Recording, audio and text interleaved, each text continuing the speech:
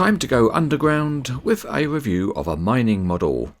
The model is a Joy 12CM27 continuous miner, and Joy is part of Komatsu Mining.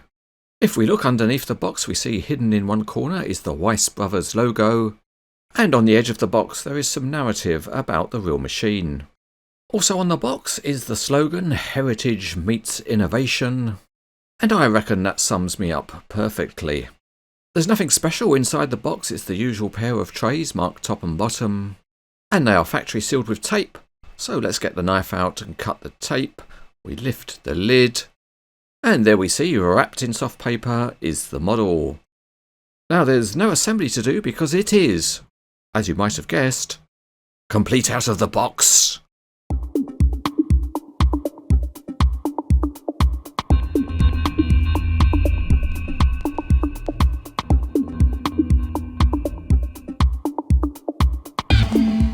Before we start, just a reminder that you can see a lot more about models on the Cranes Etc. website, and the link to it is in the video description below. Also, if you want to know where you can buy scale models, then you can click on links on the website, including those in the shopping mall.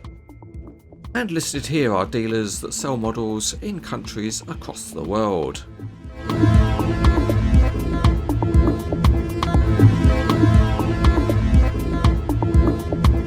We start with our look underneath, and there's some nice detail on the metal tracks. There is detailing of the structure, although the black-headed screws do stand out. And moving to the front, there is some detailing underneath the loader plate. The loader includes wear plate detailing along the front edge, and the spinners are nicely modelled and highlighted. The chain conveyor goes up through the middle of the machine, but it has no moving parts. There's a really nice mesh grille on one front edge, and the high point of the model is the detailing. There are Joy graphics, and there are more even smaller graphics. The ram for adjusting the loader plate is modelled but non-functional, and as you go down the side of the model you can see more cast-in detailing, as well as more tiny graphics, all of which are sharp. There are tiny modelled grab rails, and some of the very finest details are only slightly obscured by the thickness of the paint. Moving to the back, and all of the panel doors are indicated, and it all adds up to a nice realistic appearance. Another nice detail is the fan, which can be seen behind a protective structure at the back of the machine. It looks handy if you want to dry your hair after a shower. Also at the back are what look like some heavy-duty bumpers, and maybe they are for protection from overzealous dump trucks in the mine. On the other side of the machine is a similar level of high-quality detailing, and it's all nicely formed without being too delicate and prone to breaking. Moving to the boom, and it's a composite part with the main part being metal, and where plastic is used it has an excellent colour match. The whole of the complex cutter head is a plastic part, but that does allow it to be very detailed, and it's nice to see the individual cutting picks all highlighted in black. Other details on the drum add realism. On top of the boom there are more nice cast-in details. Another nice modelling touch on the conveyor are the rubber sides at the articulation point. Looking inside the conveyor, and the belt is made up of black painted components, and they represent its chain-like structure. At the end of the conveyor is another tiny Joy graphic.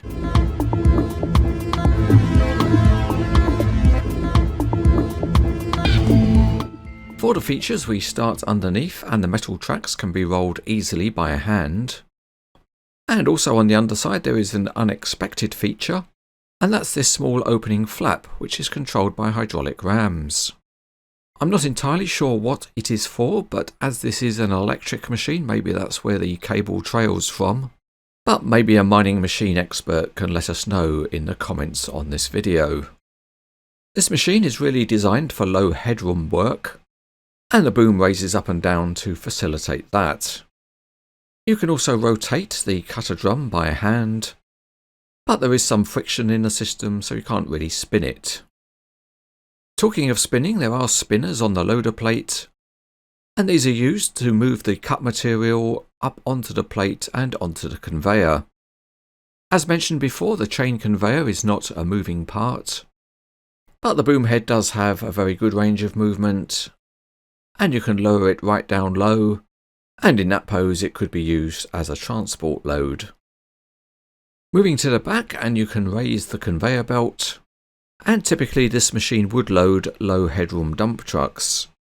But in fact you can raise the conveyor quite high, so it offers a full range of movement and any pose can be held. The other feature on the model is that the conveyor rotates at the end, and there's a reasonable amount of sideways movement, so you can cover your whole desktop with cut material. Let's have a quick look at the dimensions of the model, and firstly its weight, and it's just over 1 pound or half a kilo.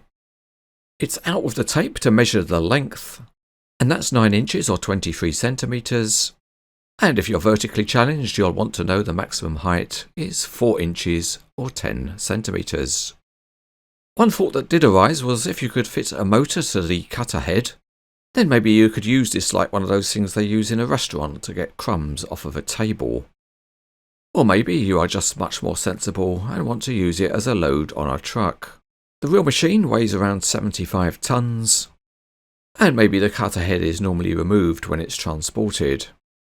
But even in its full configuration, it looks good on a suitably large lowboy.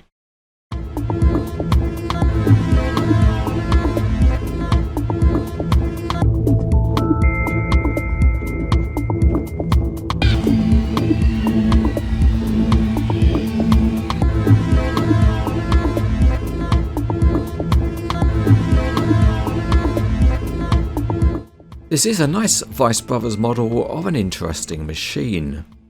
It looks good, and its best aspect is the high quality detailing, and it feels like a robust and well made model.